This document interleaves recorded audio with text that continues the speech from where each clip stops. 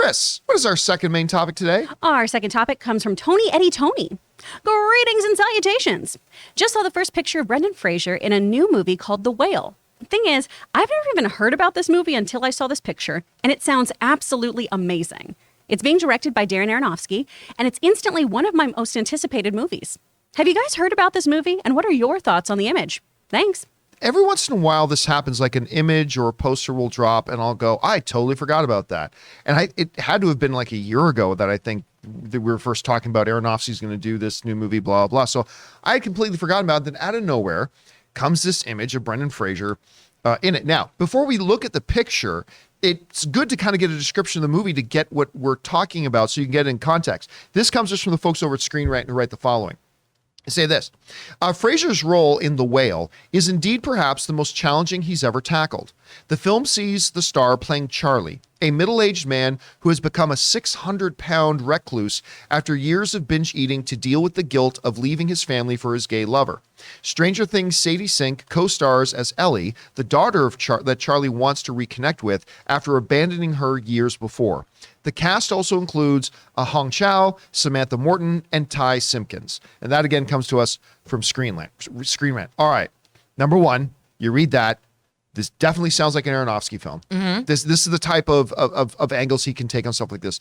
Number two, it sounds like the kind of story that it's easy to make a story about somebody who has it bad, and it really wasn't their fault. They just got dealt a bad hand, and so we root for them. I tend myself to be a little bit more intrigued by these stories about people in a bad place, and it's their own damn fault, and then trying to deal with that and figure that out. And the story about a man who finds himself in a circumstance in his life because of choices he made to abandon his daughter or whatever it was. I know as much about this movie as you guys know about it, just reading from that thing. But to me, it sounds fascinating. And it sounds like for the first time in a long time that Brendan Fraser is being handed a role here that he could really sink his teeth into. Because it's been a while. Like, I love him in Doom Patrol and stuff like that, but that's not exactly a role he gets to take and, practice an Oscar acceptance speech in front of the mirror in the morning. This sounds like the kind of movie that maybe you could. And it's the type of role that maybe he hasn't had since, what's the one he did with Honors? With Honors, yeah. This sounds like the type of role that he hasn't really had since With Honors. And so this sounds amazing to me. I'm with you. I'm not going to say it's one of my most anticipated movies now, but I am now dying to see this. I can't wait. Chris, you hear the description of this, Aronofsky's Brendan Fraser. We got a glimpse of the image and stuff like that. Yeah. Is this appealing to you? It is. Like you were saying, it's really fascinating to watch this kind of character study, right? Of somebody who made the choices that they thought they had to make or the best choices for them personally in the moment and then dealing with the ramifications of that afterwards. To have Sadie Sink playing his daughter too is a huge, huge boom for this movie because she is fantastic. So good in Stranger Things the last season. Oh my gosh, she's amazing. And this is just him on fire right now, right? I mean, he's going to be in an upcoming Martin Scorsese film. Yep. He's going to be in Batgirl as Firefly. He's got a lot coming out. And I think that's really, really wonderful because Brendan Fraser has had a really, really tough life as far as his Hollywood career has gone with the, very, very personal things he's dealt with. Yeah, which you can read about online if you want to. And so it's just really, really nice to see somebody who I always just thought was so charismatic and magnetic on screen, no matter what his role was, to really be getting back in the driver's seat. That makes me really excited. And to have a director like Aronofsky back in him too, woo! Yeah, it looks good. Anyway, Aaron, you had a chance you heard about the film. It's an Aronofsky working with Brendan Fraser. What are your thoughts on this? I mean, Darren Aronofsky is also, this is like the day of, it's like an Aaron's top 10 list of directors. He is absolutely, top 5 list actually. So, he is, every project that he's ever done has, whether it's from his small little indies, the beginning of his career, all the way through, Black Swan, right? Yeah. He's just so good. I love that movie. He just has this magical way of taking, like you said, someone's personal choices and just sort of twisting them and turning them. And I think that the way that he's going to develop this storyline of how those how that guilt manifests itself, not just physically but also personally with this character, are going to be very exciting. And obviously not getting too much into it, but yes, speaking to what Brendan Fraser went through in Hollywood and why he took,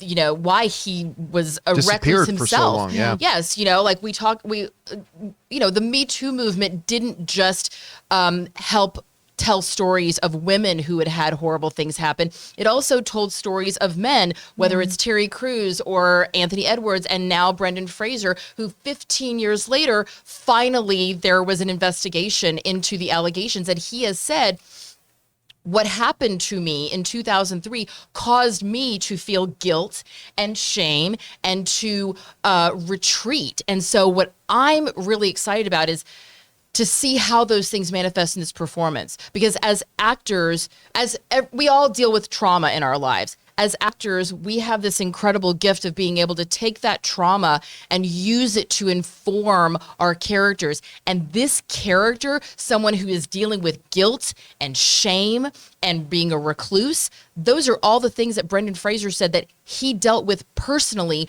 because of the trauma that was inflicted upon him. And I am so thrilled that finally we as a society have had the reckoning that allows people such as Brendan Fraser, who have had to step back, to be able to finally step forward again, be vindicated, and to reclaim not only their talent, but their place in Hollywood, because he's such a brilliant actor. And I'm just thrilled that he's having this resurgence. 100% he better be practicing that Oscar speech, because we don't know who will win, but we know that he's definitely going to be on the short list for nominations. And then when he does that Christian Bale weight loss to get ready for his turn in, what were you just saying? Oh, he's in Batgirl. In Batgirl, yeah, as this big villain in Bat. I mean, this is going to be the decade of Brendan Fraser, and I am here for it. Yeah. Couldn't happen to a nicer guy. Yep. I hope this is as good as it sounds. Anyway, guys, question is for you. What do you think about the sounds of The Whale? I think this thing sounds fascinating. Whatever your thoughts are, jump down to the comment section below and leave those thoughts there. We want to take a second to thank the sponsor of today's episode, the new Peacock series, The Resort. In Peacock's must-see new series, there's more than just trouble in paradise. There's a flip phone, a disappearance, and a suspiciously timed hurricane. The Resort, a new Peacock original from the creators of Palm Springs and Mr. Robot, is an unexpected exploration of how love, marriage, and family can be a real trip. When a couple finds an old flip phone in the jungle on an anniversary getaway, they are unknowingly pulled into an unsolved mystery, a bizarre case that went cold 15 years prior when a once-in-a-century storm wiped away all evidence. This journey through the Mayan Riviera will take you from the edge of your seat to the depths of human experience and back again. Starring William Jackson Harper, Kristen Milioti, Luis Gerardo Mendez, and Nick Offerman, The Resort is streaming July 28th only on Peacock.